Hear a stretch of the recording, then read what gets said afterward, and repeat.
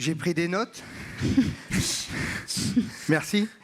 Merci beaucoup. Je garde pour l'échange ce que nous avons reçu ce soir. 2 mots pour dire mon ressenti. Fierté et gratitude.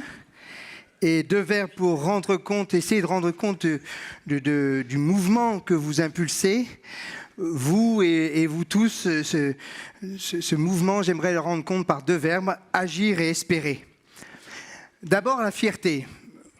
Fierté d'être là, ce soir, avec vous, ensemble. Vous connaissez peut-être la blague au sujet de l'austérité des protestants, où quand on dit que chez nous, tout est permis, du moment que ça ne fait pas plaisir. Eh bien, ça fait plaisir d'être là, non ? Ça fait fichtrement plaisir d'être là. Il y a comme en moi une sorte de joie imprenable à entendre et à recevoir ce que vous portez. Et je le vis comme un cadeau. Et c'est pour ça que le 2e mot, c'est celui de gratitude. Au-delà de vous 5, il y a 200 personnes, et au-delà, mais je ne voudrais pas vous enfermer dans le mot « jeune ». 200 personnes engagées qui portent des fruits, et des fruits incroyables de diversité et de fécondité. Et nous le savons tous, tous les fruits ont un arbre, des racines et de la sève. Dire vos convictions, c'est désigner l'arbre qui nous porte tous et qui produit les fruits que vous offrez au monde. Dire votre foi, c'est revenir à la source de celui qui nous fonde et qui nous nourrit. Sage est celui qui reconnaît sa dette, qui sait que nous ne sommes pas à nous-mêmes notre propre source. C'est exactement ce que nous, protestants, appelons la grâce. Fierté donc et gratitude, mais aussi agir et espérer.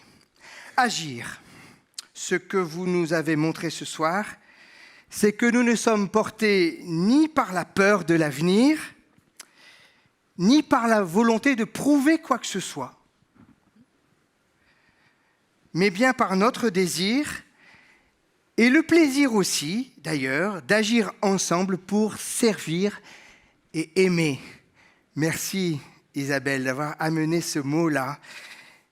Vous donnez vie à un protestantisme ouvert et tourné vers le monde, non pour se nourrir de lui, mais pour irriguer, semer, se mettre au service sans forcément attendre un bénéfice. On ne fait pas les malins, mais on apporte ce que nous avons de meilleur, notre amour, notre vitalité, notre engagement. Dans le milieu associatif, autant que dans la capacité d'entreprendre et de créer de la richesse pour être en mesure de la partager. Parce qu'on ne partage que des richesses qui ont été créées. Vous nous montrez ce soir qu'il est possible de prendre notre part sans nous excuser d'être là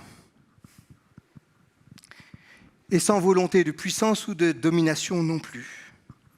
Merci les amis de refuser cette séparation du spirituel et du politique.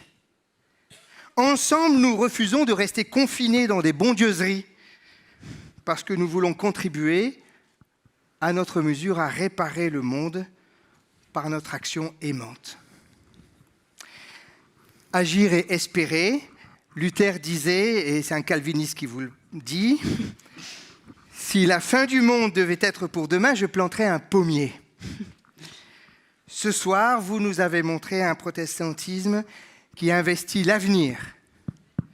Il y a un avenir à espérer, dit le prophète Jérémie. Grâce à vous et par vous, nous nous sentons portés par une espérance forte. Le pire n'est pas obligatoire. N'est-ce pas, Hugo ? Le pire n'est pas obligatoire, parce que nous sommes là et que nous tenons notre place dans ce monde. Je pourrais résumer ce que j'ai entendu et ressenti ce soir par les mots du théologien danois Søren Kierkegaard qui disait, et je vous laisse ça à mâcher, Dieu, c'est le fait que tout est possible. Je vous remercie.